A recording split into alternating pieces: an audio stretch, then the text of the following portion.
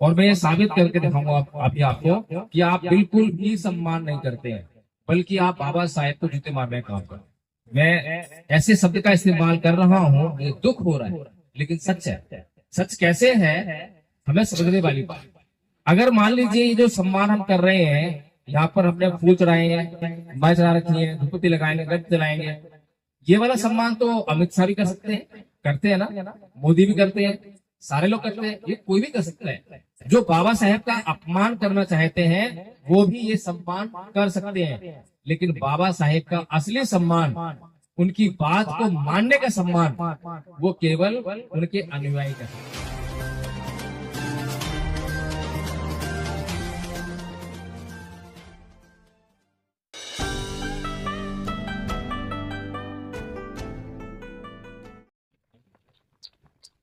और जब मंच का कार्यक्रम हो, सामने लोग हो, तो ये सोचना पड़ता है कि वे लोग जो है क्या सुनना चाहते हैं। और सबसे जरूरी चीज ये है कि उनके लिए कौन सी बातें जरूरी है। सुनना तो वो गाना भी चाहेंगे, देखना नाच गाना देखना चाहेंगे, लेकिन नाच गाना जो है उनके फायदे की चीज नहीं है। इसीलिए जो समाज सुधारक लोग होते हैं वो इस बात की परवाह नहीं करते कि सामने बैठे हुए लोगों को क्या पसंद है और क्या पसंद नहीं है। वे केवल वही बात कहते हैं, वही काम करते हैं जो उनके लिए जरूरी है। मैं सही कह रहा हूँ, गलत कह रहा हूँ? बाबा साहेब ने वही काम किया। बाबा साहेब ने कभी भी वो बात नहीं कही जो आप लोगों को पसंद है, कभी भी वो काम नहीं किया जो आप लोगों को पसंद है, बल्कि वो काम किया जो आपके लिए, जिसकी बहुत ज्यादा जरूरत है। एक उदाहरण देता हूँ, कई जगह उदाहरण दे चुका हूँ। एक समाज सेवक होता है, आपके गांव में भी शराब पीने वाले लोग होंगे। एक समाज सेवक आपके गांव में आया, कुछ शराबी से टकराया, उसकी हालत देख के उस पर दया आया, करुणा, और उसे हाथ जोड़ के बोला, ये मेरे भाई, ये शराब नशा छोड़ दे, दारू मत पी, ये तेरी किडनी खराब कर देगी, ये तेरा लीवर खराब कर देगी, तू मर जाएगा, तेरे बच्चे रात ले आएंगे, तेरा परिवार बर्बाद हो जाएगा। और वो शराबी उसको गाली देता है, उसको मारता पीटता भी है, वो फिर भी कहता है कि भाई ये शराब छोड़ दे, ये शराब छोड़ दे। फिर एक दिन जो है एक नेता आता, कोई एमएलए का चुनाव लड़ने वाला होगा, कोई एमपी चुनाव लड़ने वाला होगा, और उससे भी वो शराब पीने आता है, और वो साथ में अपनी एक बोतल लेके आता है, और वो क्या कहता है, ये ले और पी और वोट मुझे दे। ऐसा है कि नहीं है? सही बात है। तो जो नेता लोग होते हैं उनको इस बात से कोई लेना देना नहीं है कि आपका भला होगा या आपका नुकसान होगा। उनको सिर्फ और सिर्फ आपका इस्तेमाल करने से मतलब है, उनको सिर्फ आपका वोट चाहिए। लेकिन जो समाज सेवक होता है, समाज सुधारक होता है, वो आपकी देखता कि आपको क्या पसंद है क्या पसंद नहीं है। इसी तरह से बाबा साहब डॉक्टर भीमराव अम्बेडकर ने भी बहुत सारे ऐसे काम किए जो आपके लिए बहुत जरूरी थे। लेकिन समस्या ये है कि उन बातों की तरफ, उन कामों की तरफ आपका ध्यान नहीं जाता। ऐसा ही एक काम किया बाबा साहेब ने, हिंदू कोड बिल बनाया। हिंदू कोड बिल जब बनाया तो उसका विरोध हमारे ही समाज के लोग करने लगे। आज भी करते हैं, आज भी करते हैं ना। हिंदू कोड बिल में एक अधिकार दिया कि लड़के और लड़की को संपत्ति में बराबर का अधिकार है। यह भी 2005 से लागू हुआ है, लेकिन बाबा साहेब ने 1955 में जब लड़ाई लड़ रहे थे हिंदू कोड बिल की, और जब हिंदू कोड बिल को उस समय की संसद ने पास नहीं होने दिया और बाद में जो है वो टुकड़े टुकड़ों में पास हुआ, उसमें ये अधिकार दिया था। तो वो आज भी आपको पसंद नहीं है। आज भी कोई भाई अपनी बहन को उसका अधिकार देने के लिए तैयार नहीं है। तैयार है क्या? आज भी माँ बाप जो है उस संपत्ति में अपनी बेटी को अधिकार देने को तैयार नहीं है। आज रक्षाबंधन जैसे त्योहार, भैया दूज जैसे त्योहार, भाई बहन के त्योहार, भाई बहन के प्रेम पर आधारित त्योहार कहे जाते हैं।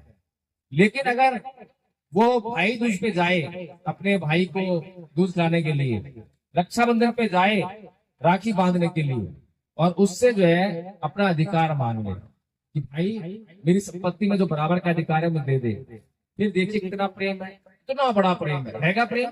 नहीं रहेगा। इसका मतलब ये बातें आप लोगों को पसंद नहीं है, लेकिन बाबा साहब ने तो ये बातें कही क्योंकि ये आपकी जरूरत थी। ऐसा ही एक काम और किया, वो काम था हिंदू धर्म को छोड़ने का।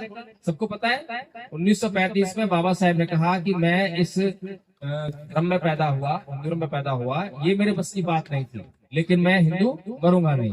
और 1956 में बौद्ध धर्म अपनाया ना। अब ये भी आपको पसंद नहीं है। पसंद है क्या? पसंद है? बाबा साहेब का ये काम पसंद है आपको? बाबा साहेब का सम्मान कितने लोग करते हैं? जरा हाथ खड़ा करें एक बार। सम्मान करते हैं? अगर आप वास्तव में सम्मान करते हैं फिर तो कोई दुख तकलीफ होनी नहीं चाहिए, मैं गारंटी से दिखाऊंगा। और मैं ये साबित करके दिखाऊंगा आपको कि आप बिल्कुल भी सम्मान नहीं करते हैं, बल्कि आप बाबा साहेब को जूते मारने का काम करते हैं। मैं ऐसे शब्द का इस्तेमाल कर रहा हूँ, मुझे दुख हो रहा है, लेकिन सच है। सच कैसे है हमें समझने वाली बात। एक बच्चा अपने माँ बाप के रोज पैर छूकर उन्हें प्रणाम करता है, और दूसरे लोग देखते हैं, कहते हैं कि कितना आज्ञाकारी बच्चा है, कितना संस्कारी बच्चा है, कितना अच्छा बच्चा है। और एक दिन उसके पिताजी उससे एक गिलास पानी मांग लेते हैं और वो बच्चा कहता है मेरे पास टाइम नहीं। आप बताइए, सम्मान हुआ उसका? अपने पिता का सम्मान किया या अपमान किया? अपमान किया ना। वो रोज पैर छू रहा है, लेकिन जब जरूरत पड़ी माँ बाप को तो माँ बाप का कहना वो नहीं मान रहा है, उनके लिए कोई काम नहीं कर रहा। तो ऐसे ही अगर मान लीजिए ये जो सम्मान हम कर रहे हैं, यहाँ पर हमने फूल चढ़ाएंगे, माला चढ़ा रखी है, धूपबत्ती लगाएंगे, गट जलाएंगे, ये वाला सम्मान तो अमित शाह भी कर सकते हैं, करते हैं ना, मोदी भी करते हैं, सारे लोग करते हैं, ये कोई भी कर सकता है। जो बाबा साहेब का अपमान करना चाहते हैं वो भी ये सम्मान कर सकते हैं, लेकिन बाबा साहेब का असली सम्मान, उनकी बात को मानने का सम्मान, वो केवल उनके अनुयायी कर सकते हैं। कर सकते हैं? तो आप बताइए बाबा साहेब की बात कौन कौन लोग मानते हैं आप में से? अब हाथ खड़ा कीजिए। सम्मान सारे कर रहे थे बस। अरे वाह, अभी थोड़ी देर में ही टाइम फिक्स हो गए हैं, अभी तो बात आगे भी नहीं बढ़ी है। चलिए, तो बाबा साहेब की कौन सी बात बाबा साहेब ने बौद्ध धर्म अपनाया? बौद्ध धर्म अपनाया बाबा साहेब ने? कितने लोगों को मालूम है कि बाबा साहेब ने बौद्ध धर्म अपनाया था? हाथ खड़ा करें एक बार। सबको पता है। तो भाई क्या बात है, फिर आप लोगों ने बौद्ध धर्म क्यों नहीं अपनाया? क्यों नहीं अपनाया? बताइए मुझे। अब ये बाबा साहेब का सम्मान हो रहा है या अपमान हो रहा है? कुछ लोग कहते हैं कि धर्म जो है व्यक्ति का निजी मामला होता है, ऐसे बोलते हैं ना कि बाबा साहेब की मर्जी थी कि वो हिंदू बने मुसलमान बने, ऐसी है। हमें तो हिंदू धर्म पसंद है इसलिए हम हिंदू हैं, हमें मुसलमान धर्म इसलिए मुसलमान है। लेकिन मुझे एक बात बताओ, कोई भी आदमी जब मंच पर आकर कोई बात कहता है तो क्या वो अपने लिए कहता है या दूसरों के लिए कहता है? अब मैं यहाँ मंच से बोल रहा हूँ, अपने लिए बोल रहा हूँ या आप लोगों के लिए बोल रहा हूँ? बताइए। दूसरों के लिए बोलता है ना। तो बाबा साहेब ने ये घोषणाएं, दोनों घोषणाएं की हैं, कि दोनों घोषणाएं मन से की। और दूसरी घोषणा जो धर्म परिवर्तन की थी, उसमें 5 लाख लोगों ने बौद्ध धर्म अपनाया था उनके साथ में, 5 लाख लोगों ने। तो क्या अब आपको ये बात जो है समझ में आ गई या नहीं आई है कि बाबा साहेब ने बौद्ध धर्म अपनाया, हमें भी बौद्ध धर्म अपनाना चाहिए अगर हम वास्तव में बाबा साहेब का सम्मान करते हैं तो? अभी कितने लोग समझ में आ गए? हाथ रख रहे, कितने लोग समझ में आ गई है? नहीं आई है। अच्छा, मुश्किल काम है क्या बौद्ध धर्म अपनाना? बौद्ध धर्म अपनाना मुश्किल काम है? अच्छा, कितने लोग बौद्ध हैं? हाथ रख रहे एक बार। अच्छा, आप भी बौद्ध है? आप आइए भाई साहब मेरा। अच्छा, आप आइए, जो बौद्ध है पीछे पीछे खड़े हैं जो। परीक्षा ले लीजिए, अभी मैडम ने परीक्षा ली थी बिटिया की, बिटिया पास हुई, बहुत बहुत साधुवाद, बहुत बहुत बधाई। ऐसे ही आप जब बाबा साहब जानो, और ऐसे ही जो आप आ जाओ, मंच पे आ जाओ। आप बौद्ध हैं? अभी बौद्ध नहीं है? तो मैंने पूछा कि बौद्ध कौन लोग हैं। ठीक है, जाइए, आपने मंदिर बता दिया है। मुझे ये बताइए बौद्ध कौन है, वो बताएं जो बौद्ध हैं।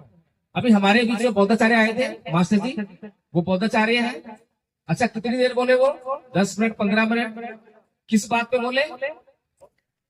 बौद्ध धर्म तो एक बात भी नहीं बोले वो सारा जो बोले वो संविधान पे बोले। संविधान बोले ना, संविधान के भाग 3 पर बोले, हमारे मूल अधिकारों पर। आप बौद्ध हैं? अच्छा, रुकिए, तसल्ली रखिए, हमने लिख के रखा है ना वहां पर। क्या रखा है? क्षमा करना सीखिए, सहनशील बनिए, अप्रमादी रहिए, धैर्य रखिए, सब कुछ बदलने वाला है। ये इसीलिए रखा है, थोड़ा रखिए आप। पहली बात तो ये है कि आपको वहां से आने से पहले इजाजत मांगनी चाहिए थी, है ना? नहीं मांगी, गलती होगी, कोई बात नहीं, होता है, कोई बात नहीं। तो अभी जो हमारे बीच में मास्टर जी आए थे वो है बौद्धाचार्य। तो बौद्धाचार्य का काम क्या होता है? बौद्ध धर्म का प्रचार प्रसार करना, यही होता है। लेकिन वो सारा टाइम किसमें बोले? संविधान पर। तो उनको नाम क्या होना चाहिए था? उनका नाम क्या होना चाहिए था? हमने गौर ही नहीं किया, क्योंकि यहाँ पर मंच पर गए, हम वहां बैठे हैं, यहाँ मंच पर आया है कोई भी आदमी, घंटों घंटों बोलेगा, बोल चला जाएगा और हम सुन के चले जाएंगे, बस हो गया मिशन पूरा। बाबा साहेब बात पूरी होगी। हमने कुछ सोचा ही नहीं, समझा ही नहीं कि वो सही बोल रहे हैं, गलत बोल रहे हैं। कुछ सोच ले, कुछ जाके पढ़ ले, कोई मतलब नहीं हो रहा है। इसीलिए हमारे दुखों का अंत नहीं हो रहा है, क्योंकि हमने सोचना शुरू नहीं किया। तो जो आदमी बौद्ध धर्म के बारे में बोले, बौद्ध धर्म के प्रचार प्रसार पे काम करे, तो उसे तो बोलना ठीक है, बौद्धाचार्य है। लेकिन जो संविधान के बारे में बोल रहा हो, संविधान की जानकारी दे रहा हो, तो उसे क्या बोलना चाहिए? क्या उसे संविधान आचार्य नहीं बोलना चाहिए? बोलना चाहिए, नहीं बोलना चाहिए? क्या मैं गलत बोल रहा हूँ? तो उनका नाम होना चाहिए था संविधान आचार्य, ठीक है। तो यही एक विडंबना है। अभी दो वक्ता बोलकर गए हैं, लेकिन बाबा साहेब का मिशन क्या था? किस मिशन की उन्होंने बात की? समाज के लिए क्या जरूरी काम उन्होंने किया था? इस पर जो है मैं शायद चूक गया, सुन नहीं पाया, गलती मेरी नहीं होगी, मैं अपनी गलती मानता हूँ। आप बताएं क्या कहना चाहते हैं? जय भीम साथियों, मैं बौद्धाचार्य जी से ये कहना चाहता हूँ कि बौद्धाचार्य जी ने कहा किसने बौद्ध धर्म अपनाया है। क्या बौद्धाचार्य जी से मैं जान सकता हूँ कि बुद्ध धर्म की वह कौन सी किताब है जिसमें बुद्ध के मठों में रहने वाले अनुयायियों के नियम का वर्णन किया गया है? पूछना है क्या? तो इधर आ जाओ। आप बौद्ध हैं? सर, जब हम बुद्ध धर्म के नियमों को नहीं जानेंगे तो हम बुद्ध कैसे हो जाएंगे? बहुत बहुत सारा, बहुत अच्छी बात कही है। हमें ऐसे लोग की जरूरत है, हमें गिरने चाहिए, हमें कुछ सिलेक्टेड लोग चाहिए, काम करना है। और ये जो हमने आज कार्यक्रम रखा है, यहाँ पर उन लोगों का चुनाव करने के लिए रखा है। क्योंकि मैं यहाँ पर 1 घंटा बोलूं, 2 घंटा बोलूं, मेरे को 2 घंटा सुनने के बाद भी आप कुछ समझ पाए नहीं समझ पाए, उसके बाद जो काम वही का वही रुक जाएगा, आगे नहीं बढ़ेगा। बाबा साहेब की पिछले 77 साल से हम जयंती मना रहे हैं, जयंती मना रहे हैं, और ऐसे भाषण होते हैं, एक दिन भाषण होते हैं और उसके बाद जो है हम लोग सब कुछ भूल जाते हैं। इसीलिए काम आगे नहीं बढ़ रहा है। इसीलिए काम क्या करना है उसको समझना है। तो बाबा साहेब का जो मिशन क्या था, सबसे पहले हमें समझना चाहिए। बहुत सारे लोग मिशन की बात करते हैं कि हम अम्बेडकर मिशन के हैं, हम अम्बेडकरवादी हैं, बाबा साहेब का मिशन का काम कर रहे हैं। लेकिन मैं जहां तक देख पाता हूँ, समझ पाता हूँ, मुझे समझ में नहीं आता कि मिशन क्या है। और जब तक हमें मिशन समझ में नहीं आएगा कि क्या लक्ष्य है, वो समझ में नहीं आएगा, तो काम क्या करेंगे। तो बाबा साहेब ने, जैसे कि भी मैडम ने बताया, कि 2 बातें बाबा साहेब करते थे। पहली बात कि भारत को बौद्धमय करना, एक तो ये मिशन हो गया। दूसरा क्या हुआ कि भारत में सत्ता को हासिल करना, क्योंकि संविधान लिखा और संविधान उन्होंने लोकतंत्र का अधिकार दिया। और लोकतंत्र में क्या कहा कि एक गरीब और एक अमीर दोनों को बराबर अधिकार है, और कोई भी इस देश का राजा बन सकता है। तो इसलिए बाबा साहेब ने जब संविधान लिखा, जब संविधान सभा में वो पारित हो गया, तो संविधान सभा के बाहर आकर बड़ी प्रसन्नता के साथ में अपने लोगों को क्या बोला कि ऐ मेरे समाज के लोगों, जाओ और अपने घर की दीवारों पे लिख दो कि तुम इस देश के शासक हो। बाबा साहेब ने कहा। लेकिन क्या ये बात जो है पूरी हो पाई? क्या बात पूरी नहीं हो पाई। बात बहुत खतरे में चल रही है, क्योंकि बाबा साहेब जानते थे कि ये समाज जो है, समाज तो इकट्ठा है नहीं। आज हम जानते हैं कि 85%, 15%, 85% कहाँ है, कहीं दिखाई दे रहा है? बाबा साहेब ने ये समझकर कि ये समाज जो है बहुत सारी जातियों में बटा हुआ है, इसलिए उसको इकट्ठा करने का काम किया। क्योंकि बिना इकट्ठा किए जो है, बाबा साहेब कौन समाज आते थे? महार समाज से। अगर महार समाज अकेला इकट्ठा हो जाए और वो चुनाव लड़े, जीत जाएगा क्या? नहीं जीत सकता। ये चमार लोग इकट्ठा हो जाए तो वो जीत जाएंगे? नहीं जीत सकते। कोई भी एक समाज जो है चुनाव नहीं जीत सकता। और बाबा साहेब ये कह रहे हैं अपने समाज को कि जाओ अपने घरों की दीवारों पर लिख दो कि तुम इस देश के शासक हो। तो बाबा साहेब तो गलत नहीं कह सकते, बाबा साहेब तो गलत कहते ही नहीं है। और बाबा साहेब बहुत दूरदृष्टा हैं, बहुत दूर की बात करने वाले हैं। तो बाबा साहेब ऐसा क्यों कह रहे हैं? तो बाबा साहेब जो कह रहे हैं उस बात को उन्होंने संविधान में भी कहा। संविधान में उन्होंने ये जातियों का नाम नहीं लिया, चमार, पासी, रैगर, बैबर, नहीं। उन्होंने कहा एससी। एससी में कितनी जाती हैं? हजारों जाती हैं। सबको इकट्ठा करा और बोला एससी। फिर हजारों को इकट्ठा करा एसटी। फिर हजारों को इकट्ठा करा ओबीसी। ये बोला तो बाबा साहेब ने लक्ष्य संविधान दे दिया कि आपको जो है एससी, एसटी और ओबीसी के अंतर्गत पहले संगठित होना है। फिर उसके बाद एक बात और समझने वाली बात, क्रमबद्ध तरीके से बाबा साहेब ने काम किया। अभी मुझसे पहले वक्ता जो थे प्रोफेसर साहब बताकर गए हैं कि मूक नायक से शुरू की पत्रिका अंत में प्रबुद्ध भारत पर समाप्त की, क्रमबद्ध तरीके से चले हैं। तो इसी प्रकार से जब बाबा साहेब डॉक्टर भीमराव अम्बेडकर 1950 में संविधान को लागू करवा देते हैं और आज हमारा समाज ये कह रहा है कि संविधान खतरे में है, संविधान बचा लो, संविधान बचा लोगे तो सब कुछ बच जाएगा। इसलिए बहुत सारे लोगों ने क्या करा, संविधान को पढ़ने पढ़ाने की बात शुरू कर दी कि संविधान को पढ़ो, संविधान को पढ़ो, संविधान को पढ़ोगे तो तुम्हारे अधिकार बचेंगे। अब एक बात पूछता हूँ, ऐसे पढ़े लिखे लोगों से मैं एक बात पूछता हूँ। हमारी गूगल मीट चलती है, अब भी चल रही है, उसमें एक वकील साहब आए जो संविधान को पढ़ाने का काम कर रहे थे, संविधान का वाचन करवाते हैं, पढ़ाते हैं लोगों को। तो मैंने उनसे पूछा कि वकील साहब मुझे एक बात बताइए, इस दुनिया में कौन सा ऐसा देश है जिसके नागरिकों के अधिकार तब सुरक्षित होते हैं जब वो संविधान को पढ़ते हो, अपने देश से संविधान पढ़ा हो, उसको जानते हो, तभी उनके अधिकारों की सुरक्षा होती हो। कोई भी ऐसा देश है क्या? बताइए मुझे। वकील साहब के पास कोई जवाब नहीं। फिर ये बात क्यों कर रहे हैं? संविधान पढ़ना वकीलों के बस की बात नहीं है और हम आम आदमी को संविधान पढ़ने के लिए कह रहे हैं। अरे भाई, हर बात जो है जरूरत के हिसाब से होती है। अब संविधान जिनको बेचना था, संविधान की किताबें बेचनी थी, तो उसका उसने प्रचार किया कि संविधान पढ़ो, संविधान पढ़ो। पढ़ता कोई नहीं है। बहुत सारे लोग 500 रुपए में संविधान लेकर अपने घर गए। मैंने पूछा पढ़ा क्या? नहीं। क्यों नहीं पढ़ा? कोशिश की थी, समझ में नहीं आया। बताइए। तो मतलब लोग किस लिए किताब को लेकर गए, क्या कर रहे हो उसका? यानी कि ये एक कहे कि एडवर्टाइजमेंट हुई कि किताब बेच रही थी इसलिए वो लगाया। और संविधान बाबा साहब ने लिखा है, संविधान बाबा साहब ने लिखा है। हमारी भावनाएं बाबा साहब से जोड़ दी, संविधान जोड़ दी। अब जो चाहे बिजनेस करना चाहो करो। ये हालात हमारे समाज के हैं। हमारा समाज जो है कुछ नहीं जानता है, समझने का प्रयास नहीं करता है। अच्छा, गलती जो है हमारे समाज की बिल्कुल भी नहीं है। आप लोग गलती नहीं है, क्योंकि आप लोग जो है एक आम व्यक्ति हो, आप विद्वान नहीं हो। गलती होती है समाज के बुद्धिजीवी वर्ग की, क्योंकि प्रत्येक समाज अपने आप में कुछ नहीं है। समाज का जो बुद्धिजीवी वर्ग होता है, समाज का जो पढ़ा लिखा वर्ग होता है, उसकी जिम्मेदारी होती है कि वो अपने समाज का मार्गदर्शक बने। वो समाज को बताए कि क्या करना है और क्या नहीं करना है। लेकिन समाज तो आज हमें क्या बता रहा है कि लोकतंत्र खतरे में है, संविधान खतरे में है, आरक्षण खतरे में है। ऐसी तरह ना यही बातें हो रही हैं। अब मैं एक बात और सोचता हूँ कि अकेले बाबा साहेब थे, अकेले थे ना, अकेले बाबा साहेब थे तो उन्होंने संविधान बना लिया, आरक्षण दे दिया, लोकतंत्र उसमें दे दिया, सारे हमारे अधिकार सुरक्षित कर दिए। और आज बाबा साहेब की वजह से लाखों करोड़ों लोग पढ़े लिखे हैं, लाखों आईएएस, आईपीएस, डॉक्टर, वकील, इंजीनियर, और फिर भी हमारा संविधान खतरे में, आरक्षण खतरे में, हमारा सब कुछ खतरे में है। तो इसका मतलब क्या समझे? इसका मतलब ये है कि हमारा जो बुद्धिजीवी वर्ग है, जिसे हम बुद्धिजीवी कह रहे हैं, वो बेईमान है, वो सामाजिक बेईमानी कर रहा है। मैं सही कह रहा हूँ, गलत कह रहा हूँ? सामाजिक बेईमानी कर रहा है।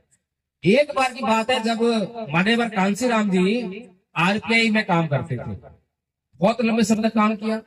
फिर एक बार देखा कि आरपीआई के नेता ये बोलने लगे कि भाई फूले अंबेडकर की विचारधारा पर चलकर हम एमएलए एमपी नहीं बन सकते।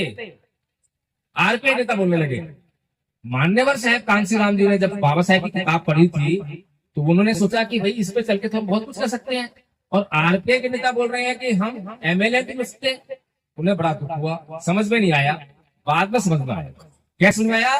क्योंकि आरपीआई के नेता बिल्कुल ठीक बोल रहे थे कि फूले और अंबेडकर की विचारधारा पर चलकर हम कभी भी एमएलए और एमपी नहीं बन सकते, क्योंकि बाबा साहब डॉक्टर भीमराव अम्बेडकर की विचारधारा आपको एमएलए एमपी बनाने की विचारधारा नहीं है। तो किस बात के लिए विचारधारा? कोई हाथ खड़ा हो, किस बात के लिए? कोई बताओ किस लिए है विचारधारा बाबा साहेब की? अगर हम एमएलए नहीं बन सकते, एमपी नहीं बन सकते, तो फिर बाबा साहेब और फूले की विचारधारा किस बात के लिए है? कोई जवाब नहीं है। बाबा साहेब और फूले की विचारधारा है समाज का उत्थान करने के लिए। अब बताइए दोनों में फर्क है कि नहीं है? समाज का उत्थान करने में और एमएलए एमपी बनने में फर्क है या नहीं है? फर्क है। फर्क ये है कि जब कोई व्यक्ति केवल एमएलए और एमपी बनने का निर्णय करता है, लक्ष्य बना लेता है, तो एमएलए और एमपी बनने के लिए साम दाम दंड भेद, झूठ बोलेगा, धोखा देगा, लूटेगा, सब कुछ करेगा, क्योंकि उसका लक्ष्य खाली एमएलए और एमपी बनने का है। अपने ही समाज को धोखा देगा, अपने ही समाज से गद्दारी करेगा, क्योंकि उसका लक्ष्य एमएलए एमपी बनने का है। वो इस पार्टी से एमएलए बन सकता है तो दूसरी पार्टी में जाएगा, अपने समाज से वोट सकता है तो दूसरे समाज से भीख मांगेगा, लेकिन उसका लक्ष्य केवल है एमएलए बनने का। तो ऐसे लोग क्या आपका उद्धार करेंगे, आपका उत्थान करेंगे? अब जरा नजर उठा के देखो कि जिनको आप अपना नेता मानते हो, बुद्धिजीवी मानते हो, जिनके यूट्यूब पर आप रोज वीडियो देखते हो, वीडियोस को शेयर करते हो, वायरल करते हो, उन लोगों का लक्ष्य क्या है जीवन का? उनका लक्ष्य अपने आप को एमएलए बनाने का है या आपका उद्धार करने का है? बाबा साहेब का मिशन जिसने समझ लिया और उस पर उसको पूरा करने के लिए योजना बना ली, तो मैं गारंटी देता हूं कि आपके दुख दूर होंगे, आपके लिए कोई दुख रहेगा ही नहीं, क्योंकि बाबा साहेब ने कोई भी ऐसी बात आपके लिए छोड़ी नहीं है कि जिस पर चिंता मंथन ना किया हो। हर एक बात पे गौर किया है, लेकिन समझने वाली बात है। बाबा साहब डॉक्टर भीमराव अम्बेडकर को पढ़ने का काम किया मान्यवर साहब कांसी राम जी ने, समझने का काम किया, और क्या समझा कि इस समाज का उत्थान करने के लिए बाबा साहेब की विचारधारा है। इसीलिए मान्यवर साहब कांसी राम जी ने पार्टी नहीं बनाई। क्या बनाई थी? DS4 पाम से। ये क्या कर रहे थे? समाज को जागरूक करने का काम कर रहे थे ना, क्योंकि बाबा साहेब ने कहा था कि अगर राजनीति करनी है तो उसके लिए सामाजिक और धार्मिक आंदोलन करने पड़ेंगे। यही कहा था, सामाजिक और धार्मिक आंदोलन करने पड़ेंगे। मान्यवर साहब कांसी राम जी ने नजर उठाकर देखा इस देश के लोगों के ऊपर, तो देखा कि मेरा समाज जो है धर्मांध है, अंधविश्वास और पाखंड में फंसा हुआ है। अगर मैंने अभी धर्म का आंदोलन किया तो मैं मुंह के बल से गिरूंगा। इसीलिए उन्होंने देखा कि मेरा समाज जाति का अत्याचार सहन कर रहा है, शोषण हो रहा है, दुखी है, पीड़ित है। अगर उसकी ये बात की जाए तो बहुत जल्दी से काम हो सकता है। इसीलिए मान्यवर साहब कांसी राम जी ने उस सामाजिक आंदोलन करना शुरू किया, सामाजिक परिवर्तन की बात की, लोगों को ये बात समझ में आने लगी। लेकिन बाबा साहेब की उस बात को नहीं भूले जो कहते हैं कि सामाजिक और धार्मिक आंदोलन करने पड़ेंगे। और बाबा साहेब कहते हैं कि इस देश में दो संस्कृतियों के बीच में संघर्ष है। कौन कौन सी? एक ब्राह्मण संस्कृति है और दूसरी बौद्ध संस्कृति है।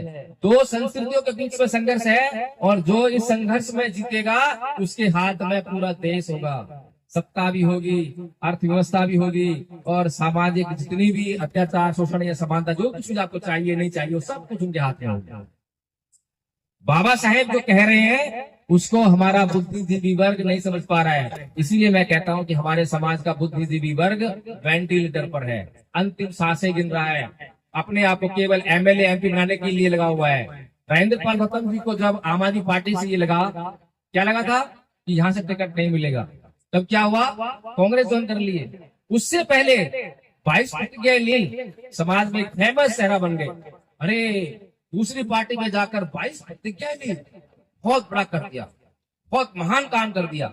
समाज कहाँ समझे? समाज तो खाली संविधान समझता है, बाबा साहब समझता है, 22 प्रतिज्ञा समझता है। जो भी इनका नाम ले दे, जो भी इनकी बात कर दे, बस उसके पीछे पीछे। यही समाज का मिशन है। लेकिन वो देखता नहीं है, गौर नहीं करता। उसने ये गौर नहीं किया कि क्या अरविंद केजरीवाल ने राजेंद्र पाल गौतम जी से त्याग पत्र मांगा था? कोई बताए मुझे कि केजरीवाल ने राजेंद्र पाल गौतम से त्याग पत्र मांगा था? क्या नहीं मांगा। फिर उन्होंने त्याग पत्र क्यों दिया? क्यों दिया? और अगर मांगा था तो उन्हें क्या बोलना चाहिए था कि मुझे शो कॉज नोटिस दो, मुझे एक कारण बताओ, नोटिस दो, ऐसा बोलना चाहिए ना? चाहिए? बताइए मुझे। जब तक तुम मुझे कुछ लिखकर नहीं दोगे, मैं भी एक संस्था का ऐसे ही उपाध्यक्ष था, तो वो संस्था के जो लोग थे मुझसे नाराज हुए। नाराज क्यों हुए? क्योंकि मैं बाबा साहेब के विषय पर काम करने वाला और वो सारे जो है विपरीत विचारधारा के हैं। जब मैं काम करा तो पसंद नहीं है, तो उन्होंने मुझे बोला कि जय भीम प्रकाश, आप जो है त्याग पत्र दे दो। मैंने कहा मुझे लिख के दो ये बात जो है, कारण बताओ नोटिस दो। उन्होंने मुझे कारण बताओ नोटिस दे दिया। फिर मैंने उनको जो है लिख कर जवाब दिया। मैं कहा लो, मैं ये काम कर रहा हूँ इसलिए जो है मैं त्याग पत्र नहीं दे सकता, अब बताओ। तो अगर राजेंद्र पाल गौतम जी से केजरीवाल ने त्याग पत्र मांगा होता तो उनके पास इतिहास रचने का मौका होता, क्योंकि वो लिख कर देते हैं और जो बात लिखित में कही जाती है वो डॉक्यूमेंट बनता है, इतिहास बनता है। इतिहास रचने से चूक गए, फिर उसके बाद चुप्पी साध ली, त्याग पत्र दे दिया, चुपचाप दे दिया, कोई बात नहीं। उसी समय पर गुजरात में चुनाव चल रहे थे और अरविंद केजरीवाल वहां क्या बोल रहे थे कि भारत की करेंसी पर लक्ष्मी और गणेश का फोटो आना चाहिए। और ये बात मान्यवर जी, हमारे समाज के नेता, हमारे समाज के मिशन मूवमेंट चलाने वाले चुपचाप सुन रहे थे, कोई भी उन्होंने सवाल जवाब नहीं किया। उनके पास तब मौका था कि अरविंद केजरीवाल के मुंह पर इसी बात को लेकर इस्तीफा देकर मांग मांग मेरे को तो इस पार्टी में रहना। जिस पार्टी का मुखिया ये बात कह रहा हो, एक तरफ जो है बाबा साहेब की तस्वीरें सारे कार्यालयों में लगाता हो और दूसरी तरफ जो है बाबा साहेब की विचारधारा पर झूठे बातें काम कर रहा हो, ऐसी पार्टी में कैसे सकता हूँ? आप सोचिए कि हम किन लोगों के पीछे जाने का काम कर रहे हैं। एक और उदाहरण देता हूं मैं। आपने एक बहुत बड़ा वो सुना होगा, आपने एक क्या कहते हैं उसको, आदरणीय लक्ष्मण यादव जी है, सुनिए, तुम जानते हैं क्या बोलते हैं वो, कि जब सड़कें सुनसान हो जाती है तो संसद आवारा हो जाती है। सभी जानते हैं इस बात को? कितने लोग जानते हैं इस बात को? सुना होगा? कितने लोग सुना है? नहीं सुना? अरे अक्सर करते हैं। ये लोहिया जी की बात है जिसको वो अक्सर कहते हैं। अब मैं भी सोचने मजबूर हुआ कि लक्ष्मण यादव ये बात कह रहे हैं लोहिया जी की, ये बात सही है या फिर बाबा साहब ने कुछ बोला ही नहीं? तो मेरे दिमाग में आया भाई बाबा साहब ने कुछ बोला होगा इस बात पे कि संसद आवारा हो जाए तो क्या करा जाए। तो मेरे दिमाग में आया भाई कि बाबा साहब ने ये बोला है कि जब जब संसद आवारा हो तो तुम्हें हर 5 साल बाद मैंने वोट का अधिकार दिया है और अपने इस वोट की ताकत से तुम उस संसद का आवारापन दूर कर देना। अब बताओ कौन सी बात अच्छी है और आसान है? सड़कों पर उतर कर आंदोलन करना आसान है या अपने वोट का सही इस्तेमाल करके और जो चाहो वो कर लो वो आसान है? बताइए कौन सा काम आसान है? वोट का अधिकार आसान है ना, फिर क्यों नहीं करते? आंदोलन करने जाओगे लट खाओगे, FIR होगी, जेल जाना पड़ेगा, मुकदमे लगेंगे। ये तो भाई बिल्कुल अल्टीमेट स्थिति है, जब कुछ ना बचा हो जब यही कर लो, ऐसे ही है। लेकिन पिछले 70 साल से हमारे बुद्धिजीवी वर्ग ने हमें आकर ये बताने का काम नहीं किया कि वोट का इस्तेमाल कैसे करें। अगर लक्ष्मण यादव जी इस बात को कहेंगे तो उन्हें गांव गांव जाना पड़ेगा, मेहनत करनी पड़ेगी। अब कौन मेहनत करे? रातों रात हीरो बन गए हैं, तो जो बोलेंगे वही लोग सोच लेंगे कि हाँ ये हमारा हीरो है। इसीलिए उन्होंने क्या करा, इसीलिए चुपके से सपा ज्वाइन कर ली। सपा के है ना प्रवक्ता है, सभी को पता है। अब सपा कौन सी विचारधारा की पार्टी है बताइए मुझे? क्या सपा बाबा साहेब की विचारधारा की पार्टी है? नहीं है। तो इसका मतलब क्या है कि हमारे साथ में जिसको हम बुद्धिजीवी मान रहे हैं वो बुद्धिजीवी हमारा लगातार शोषण कर रहा है, वही शोषण कर रहा है। हमारे बीच में आएगा और ये चिल्ला चिल्ला के बोलेगा कि मुझे दुख है कि तुम जो है पीड़ित हो, तुम्हारे ऊपर अत्याचार हो रहा है, यानी कि वो हमारे दुख दर्द का इस्तेमाल अपने आप को MLA और MP बनाने के लिए कर रहा है, हमारे दुख दर्द को दूर करने के लिए नहीं कर रहा है। कर रहा है क्या? बताइए मुझे। कोई ये कहता है कि भाई ये आदमी जो बिल्कुल ठीक जो है कांसी राम जैसा काम कर रहा है। अरे भाई कांसी राम जी को कांसी राम बनने में कम से कम 20 साल लगे थे। 20 साल तक लोग जानते नहीं थे और कोई आज आया और कल MP बन गया, एकदम से बन गया। फिर जमीन पर देखते हैं कि भाई विचारधारा क्या है, कुछ विचारधारा नहीं है। कार्यकर्ता से पूछते हैं भाई तुम जानते हो मिशन क्या है? कुछ नहीं जानते। बौद्ध धर्म का जानते हो? कुछ नहीं जानते।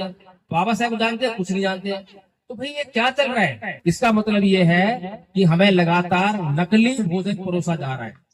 तो असली भोजन क्या है? असली भोजन बाबा साहेब का मिशन है। बाबा साहेब का मिशन क्या है कि भारत को बौद्ध में करना है और भारत को बौद्ध में करने की तरफ बढ़ेंगे तो हमारी सारी समस्याएं सॉल्व होंगी। कैसे होंगी मैं उसका आपको जो है, वैसे समय बहुत हो गया है और मैं आपको जो है शॉर्ट में करने का प्रयास करूँ क्योंकि समय जो पहले वक्ता थे ज्यादा ले गए हैं। एक उदाहरण देता हूँ। आप दरवाजा बनाने के लिए लकड़ी लेकर आए और लकड़ी में से आपने दरवाजा बना लिया, उसके बाद लकड़ी बचती है तो उसका भी इस्तेमाल कर लेते हो। उसमें से छोटा स्टूल बना लिया, कुछ और चीज बना ली, या फिर जलाने का काम ले लिया, ये सब करते हो ना इस्तेमाल। तो ऐसे ही जो है इसे कहते हैं बाई प्रोडक्ट, कि हम किसी उद्देश्य को लेकर कुछ चीज लेकर आए थे, लेकिन उसके बाद उसको तो उद्देश्य पूरा किया, उसके अलावा भी उसका हमने और इस्तेमाल कर लिया। तो ऐसे ही जब भारत में बौद्ध में बनेगा तो उसके भी बाई प्रोडक्ट होंगे। कौन कौन से बाई प्रोडक्ट होंगे? राजनीतिक सत्ता। जब आप भारत बौद्ध में कर लेंगे, जो बौद्ध वोटर होंगे तो बौद्ध ही सत्ता में आएंगे। आएंगे नहीं आएंगे? फिर क्या होगा? आर्थिक मजबूती। अभी आपके पास कोई उद्योग धंधा नहीं है, नौकरियां छीनी जा रही हैं, हर तरह से आप खस्ताहाल हो रहे हैं। लेकिन जब आप बौद्ध में भारत को करेंगे तो ये सब कुछ जो है आपके पास आएगा। सामाजिक समानता, सामाजिक शोषण से मुक्ति, इस तरह से जो है हम लोगों को बाबा साहेब ने क्लियर कट कहा था। और बाबा साहेब ने 1950 में संविधान लागू करवाया और 1956 में जो है वो क्या कर रहे हैं? धर्म परिवर्तन कर रहे हैं। ये साफ सी बात है, मैं कोई अलग बात नहीं कर रहा हूँ। लेकिन सोचने वाली बात यह है, आज हमारे समाज के नेता मंचों पर आकर चीख चीख कर चिल्लाते हैं कि संविधान बचाना है, संविधान बचाए गए तो हमारे अधिकार बचेंगे। मैं उनसे पूछता हूँ कि अगर संविधान में ही आपके अधिकार सुरक्षित थे और बाबा साहेब जानते थे, तो बाबा साहेब ने जो है 1950 संविधान लागू करवाने के बाद 1956 में धर्म परिवर्तन क्यों किया? क्यों खतरा मोल लिया? संविधान से काम चल जाता। क्योंकि बाबा साहेब जानते थे कि संविधान जो है और संविधान के द्वारा जो कानून बनेंगे वो इंस्टेंट रिलीफ है, पेन किलर है, वो परमानेंट रिलीफ नहीं है। समझते हैं इस बात को? आपको कहीं से शरीर में दर्द हुआ तो आप जो है दर्द की दवा खा लेते हैं, दूसरी बार हुआ फिर दर्द की दवा खा लेते हैं। ऐसे ही लगातार दर्द हो रहा, दवा खाए जा रहे हैं, काहे की? दर्द की दवा खा रहे हैं। उसका रिजल्ट क्या होता है?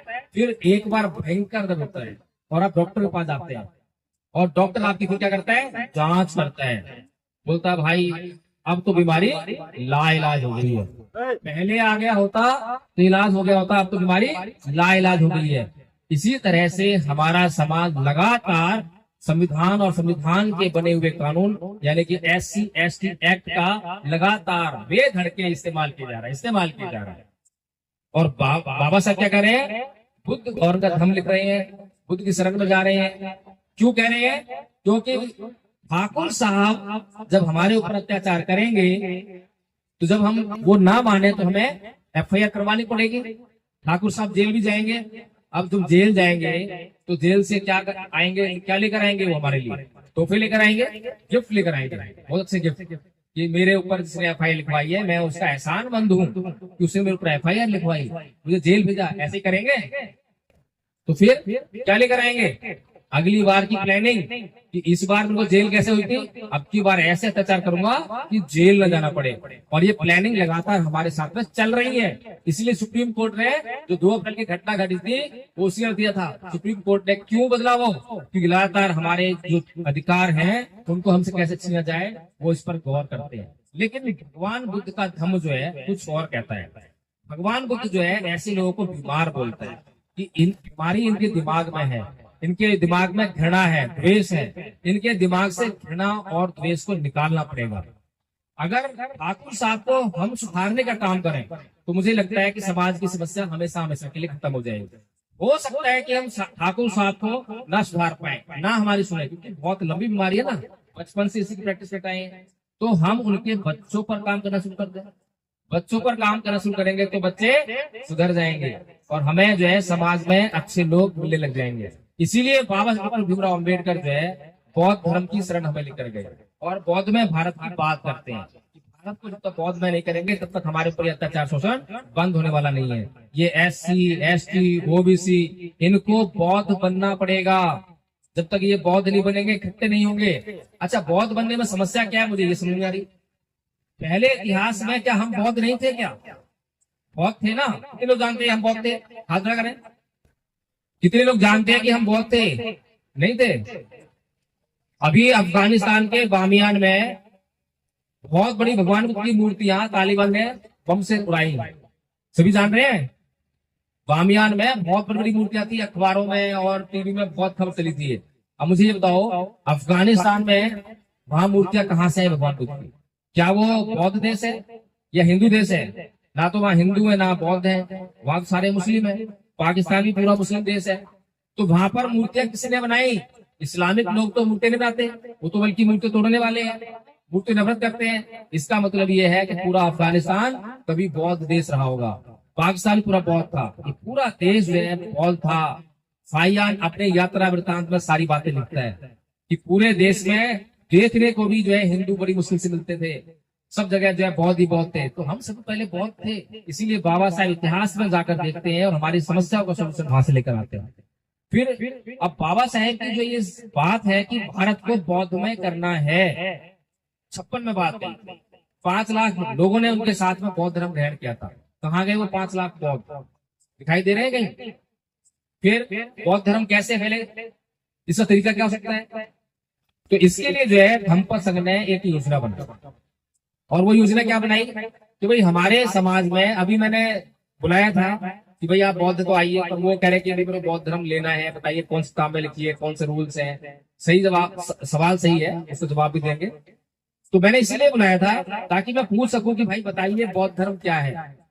अभी हमारे बीच में 2 वक्ता बोल कर गए, और दोनों वक्ता जो है बौद्ध धर्म के ऊपर एक बात नहीं बोल कर गए।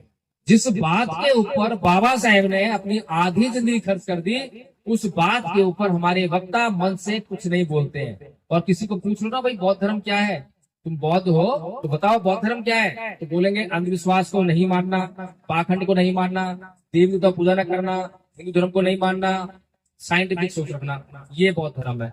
फिर पूछते भैया और बताओ बौद्ध धर्म के बारे में कुछ और बताओ, बस यही बौद्ध धर्म है, हो गया फुल स्टॉप। अब बताइए ये बौद्ध धर्म है क्या? इतनी बातें करके बौद्ध धर्म का प्रचार हो सकता है क्या? बताइए मुझे। मैं एक उदाहरण देता हूँ आपके सामने में। आदरणीय आचार्य आरती बौद्ध है क्या? आदरणीय आचार्य आरती बौद्ध जी, आदरणीय आचार्य आरती बौद्ध है क्या? आदरणीय आचार्य कपिल देव जी, हमारे आचार्य क्या हो गए? प्रोग्राम काफी लेट हो गया। चलिए कुल मिलाकर यही है। आचार्य जी कहाँ पर घूम रहे हैं? आरती बौद्ध जी का है?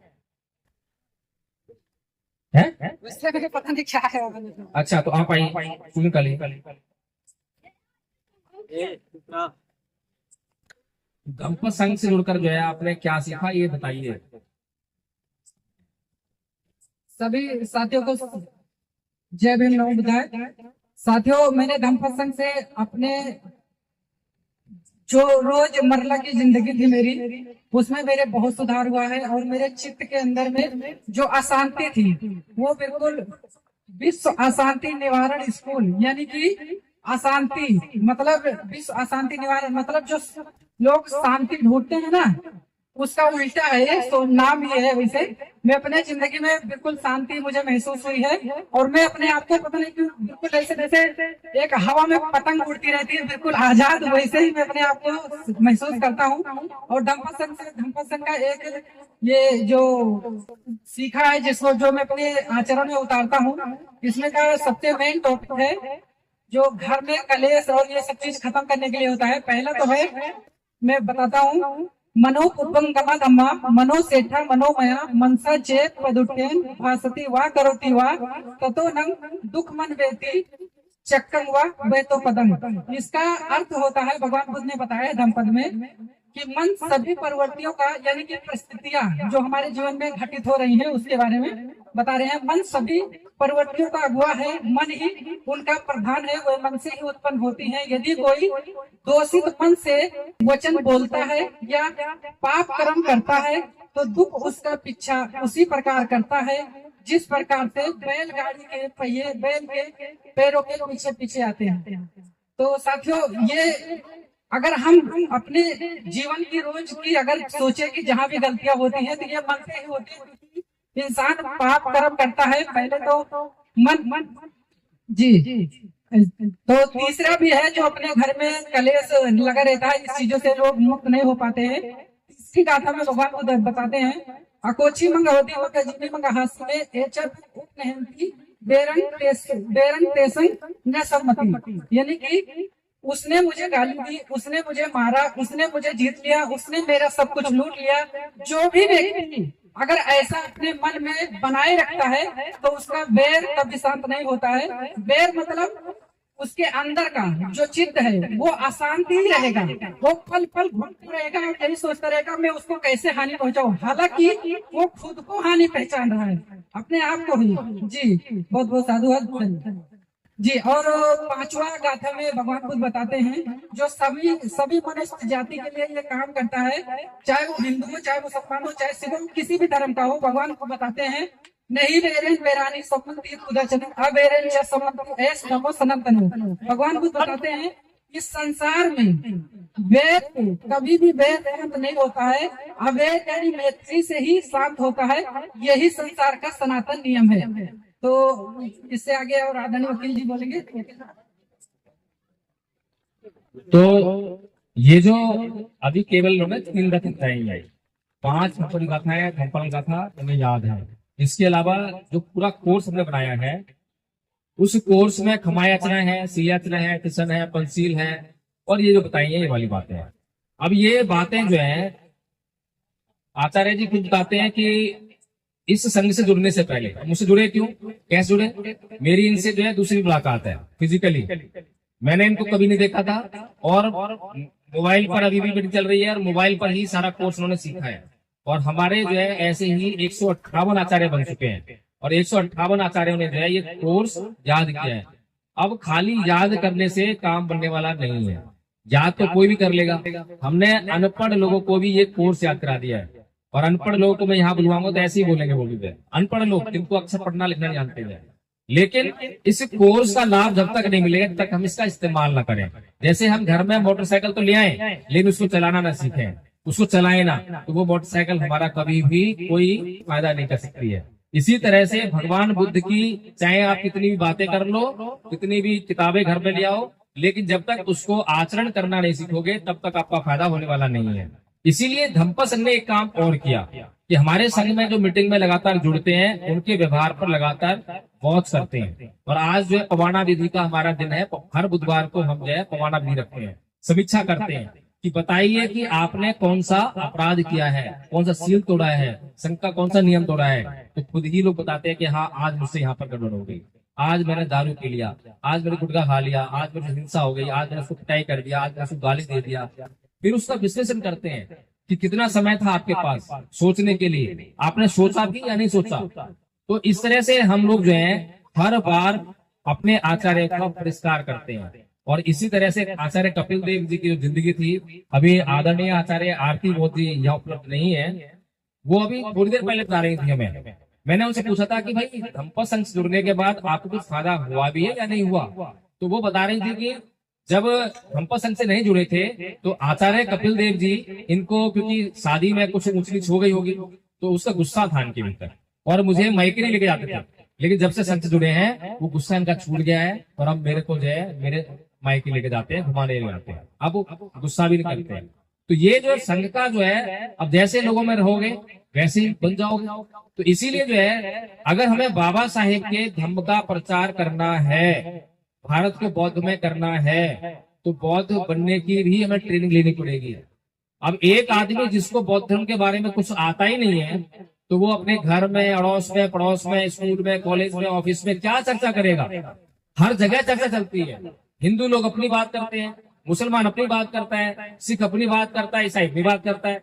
वहां पर बौद्ध बैठा होगा लेकिन वो कुछ चर्चा नहीं कर सकता। क्यों? क्योंकि वो खाली नाम का बौद्ध है, उसके घर पे पंचशील झंडा लगा हुआ है, नाम के आगे बौद्ध लगा हुआ है, बस इतना ही बौद्ध है। सर्टिफिकेट भी ले रखा होगा बौद्ध बनने का, लेकिन बौद्ध धर्म के बारे में कुछ जानता नहीं है। इसीलिए हमने जो है एक छोटा सा कोर्स बनाया।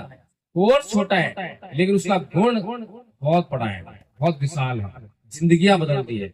और जिंदगी बदलने का जो है हम इसका दावा करते हैं, गारंटी लेते हैं। अगर जिंदगी ना बदले तो आप जो है बिल्कुल बौद्ध धर्म तरफ मुंह मत करना। और हम लगातार कहते हैं कि धर्म परिवर्तन करने का कोई फायदा नहीं है अगर आपके बौद्ध बनने के बाद आपको कोई लाभ ना हो। बौद्ध बनने के बाद लाभ हो तभी बौद्ध बनिए, नहीं तो कोई जरूरत नहीं है बौद्ध बनने की। हमने स्वयं उसका लाभ अर्जित किया है और दूसरों को बता रहे हैं। जैसे कि अगर आपको कहीं पर कोई समस्या हो जाए, मान लो घुटनों में दर्द हो गया, आपने कोई दवा खा ली और दवा से आराम पड़ गया, तो आपको पता लग गया कि ये दवा खाने से घुटने का दर्द ठीक हो जाता है। फिर गांव में जिस जिसको घुटने में दर्द होगा आप उसको बताने जाओगे, भाई ये दवा खा लियो, भाई ये दवा खा लियो। बताइए, कंपनी ने प्रचार के पैसे दिए थे क्या? ये कंपनी आके बोलने आई थी? तो जब आपको खुद से लाभ होगा तो आप बौद्ध धर्म का प्रचार प्रसार खुद से करोगे, कोई कहने नहीं आएगा। इसी तरीके से आपको समझने की जरूरत है कि पूरी दुनिया में केवल बौद्ध धर्म ही एकमात्र ऐसा धर्म है जिसका प्रचार प्रसार पूरी दुनिया में हुआ, लेकिन एक बूंद रक्त की नहीं भाई है, एकमात्र ऐसा धर्म है। बाकी के धर्मों का इतिहास आगे देख लो कि उनके लिए हिंसा के अलावा जो है प्रचार को साधन ही नहीं है। आज भी एक और धर्म जो अपना प्रचार प्रसार करने में लगा हुआ है भारत में, कैसे बोलता है, बोल जय श्री राम, नहीं तो पढ़ेंगे दो चार, पढ़ते भी है। ऐसे हो रहा प्रचार, हिंसा से प्रचार हो रहा है, ये तरीका है प्रचार करने का। अरे भाई आप जो है उनको गुण बताओ, जैसे भी आचार्य जी ने बोला कि अकोची मांगा बदी मांगा जी नहीं मांगा हासी में, ये चेतना उपनयंती विरक्ति संग सम्मति, कि उसने मुझे मारा, उसने मुझे पीटा, उसने मुझे जीत लिया, उसने सब कुछ लूट लिया, जो ऐसा अपने मन बनाए रखते हैं उनका वैर कभी शांत नहीं होता। अब घर में कलेश होता है, बीबी ने खाने में नमक ज्यादा डाल दिया, मिर्च ज्यादा डाल दी, पति देव गुस्सा हो गए, अरे ये क्या कर दिया, पत्नी भी गुस्सा थी, उसने भी गुस्सा कर दिया, अरे लो मत खाओ खाना, झगड़ा हो गया। मायके 2 दिन बाद अपने घर चली गई, मायके चली गई, महीना बीत गया, साल बीत गया, साल के बाद वहां से एक लेटर आता है, काय का, डाइवोर्स का, डाइवोर्स हो गया। इतनी बड़ी बात किस बात के कारण घटी? केवल इस बात के कारण कि वो मियाँ बीवी भगवान बुद्ध की इस बात को नहीं जानते थे। इस बात को जानते होते तो उनके बीच में कभी तलाक जैसी नौबत कभी कलह कलेश होता। हमारी जिंदगी में रोज ऐसे कलह कलेश हो रहे हैं। एक संस्कृति है जो लगातार हमारी जिंदगियों में जहर घोल रही है, दूसरी संस्कृति है जो हमारी हर पल रक्षा कर रही है। बाबा साहब इससे 2 की बात करते हैं। एक संस्कृति में सिखाती है, बताती है कि ईंट का जवाब पत्थर से दो, ऐसे सिखाती है, और हमारे लोगों को बड़ा पसंद आता है कि हम छोड़ेंगे नहीं, बाबा साहब की उंगली तोड़ दी, सबक सिखाएंगे, ईंट का जवाब पत्थर से देंगे, ये हमारे लोग बोलते हैं। अरे भाई तुम बौद्ध हो, तुम अम्बेडकरवादी हो, तो तुम ऐसी बातें क्यों कर रही है? कौन संस्कृति है? तो ब्राह्मण संस्कृति है। जब हम ऐसी बातें अपने बच्चों को सिखाते हैं, बचपन सिखाते हैं कि देख किसी की सुन के बताइए, किसी से पिट के बताइए, अगर किसी की सुन के आया पिट के आया तो मैं भी तेरे पीटूंगा, ऐसा सिखाते हैं ना, ऐसे ही बोलते हैं, नाक का सवाल लगता है। और वो बच्चा बेचारा कल उसकी परीक्षा थी, परीक्षा देने के घर से निकला, 2-4 लोग मिल गए उसको, कुछ कह दिया और उसने सुननी तो थी नहीं, क्योंकि सीखा ही नहीं सुनना, जो क्षमा करना सहनशील होना तो सीखा ही नहीं। उसने क्या सीखा था कि एक कहे तो 4 सुनाइयो, उसने वही एक की 4 सुना दी और उनके पास चाकू था, चाकू मार दिया, बंदूक की गोली मार दी, हत्या हो गई। होती है लोग की हत्या ऐसे, समाज में घटनाएं घटती हैं, ऐसी घटती है ना, मैं कोई झूठ तो नहीं बोल रहा मैं। तो ये हमारे बच्चे की हत्या कैसे हुई, किसके कारण हुई? एक विषैली संस्कृति के कारण हमारे बच्चे की हत्या हुई। वहीं पर दूसरी संस्कृति क्या सिखा रही है कि ना ही वेरेन वेराणी समंति कुदाचनक अवेरेन समंति, ऐसे नमो, कि वैर से कभी वैर शांत नहीं होता, अवैर से ही वैर शांत होता है। तो हमने जब अपने बच्चे को ये सिखाया होता कि बेटा कोई कह दे तो पलट के जवाब मत दियो, उनसे पूछियो आराम से कि भाई अंकल जी मेरे क्या गलती है, जरूर मेरी गलती होगी जिसके कि आपने गाली दी है, मेरे को मारा है, मेरी गलती दादा तक मैं सुधार कर लूं। जब हम ये बात बच्चों को बताएंगे तो ये बताओ कि क्या हमारे बच्चे की हत्या होगी, कोई नुकसान होगा? तो बाबा साहेब जिस ओर हमें ले जा रहे हैं वहां पर हमारे बच्चों की रक्षा हो रही है, हमारी रक्षा हो रही है।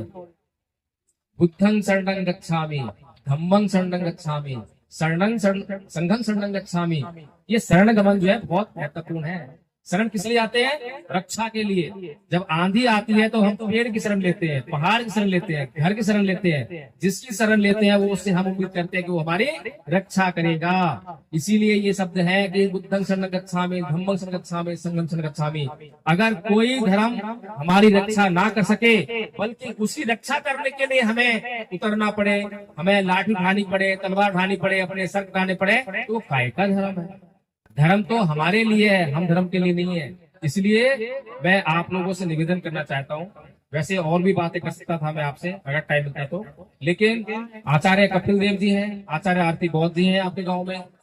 अगर आप लोग भी वास्तव में चाहते हैं कि बाबा साहेब का सम्मान हो, बाबा साहेब का अभी लगातार अपमान हो रहा है, अभी अमित शाह ने कहा था ना कि भाई बाबा साहेब का नाम जो है फैशन बना दिया है, और इस पर हम सारे लोग क्या है उछलने लगे, अरे अमित शाह ने अपमान कर दिया, अमित शाह ने अपमान। अरे भाई, अमित शाह ने अपमान नहीं करा, अमित शाह ने सच्ची बात कही। क्या बात कही?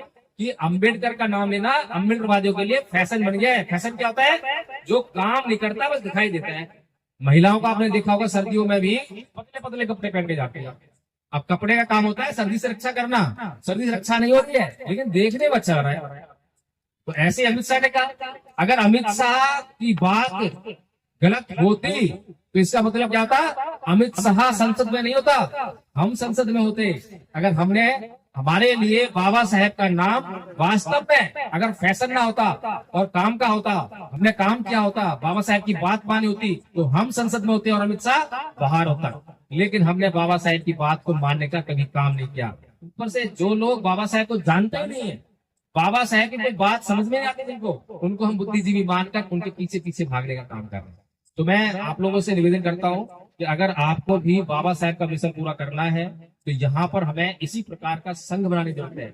ये संघ मेरा नहीं है, ये संघ हर उस आदमी का है जो इस संघ के लक्ष्य को अपना लक्ष्य बना लेता है। हर वो आदमी से मालिक है। और इस संघ के 100 के आसपास नियम बनाए हमने आपस में रेगुलेट करने के लिए, और जो नियम को तोड़ता है उसको दंडित करते हैं। आज आपके गांव में ही कोई भी कुछ भी कर रहा है, किसी को कोई मतलब नहीं है, यानी कि संघ नहीं है। और इसका फायदा कौन उठा रहा है? इसका फायदा नेता लोग उठा रहे हैं जिनको राजनीति करनी है। हमारे ही समाज के लोग हमारा फायदा उठा रहे हैं, वो हमारा फायदा नहीं चाहते हैं। और अगर इस गांव का संघ बन जाएगा और उसमें अगर 100 लोग भी इकट्ठा हो गए तो 100 लोगों की कीमत पता हो जाएगी। फिर कोई भी एमएलए आएगा तो आपके जो है पहले काम होंगे, फिर वो आपसे वोट की बात करेगा। इसलिए मैं आप लोगों से निवेदन करता हूँ, संघ कैसे चलेगा, संघ कैसे काम करेगा, वो सारी जिम्मेदारी मेरी है। मैं उसमें पूरा जो अपना योगदान दूंगा।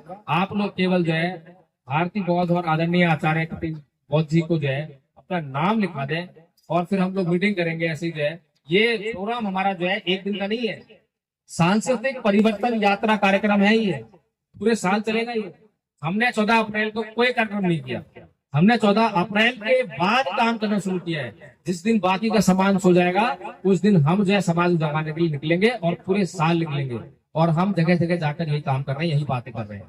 तो अगर आप लोगों को ये बातें पसंद आई हो और वास्तव में आप बाबा साहब का सम्मान करना चाहते हैं तो सम्मान और अपमान हमारे अपने हाथ में है। मैंने अभी तक फूल चढ़ाए हैं, लेकिन मुझे लगता है कि मैं बाबा साहब की बात को अगर आपको पहुंचा रहा हूँ तो बाबा साहब का सम्मान कर रहा हूँ। और अगर आप बाबा साहब की बात को नहीं मान रहे हैं तो आप बाबा साहब का अपमान कर रहे हैं। तो इन्हीं बातों साथ मैं अपनी बात समाप्त करता हूँ। आपको जय भीम, नमो बुद्धाय।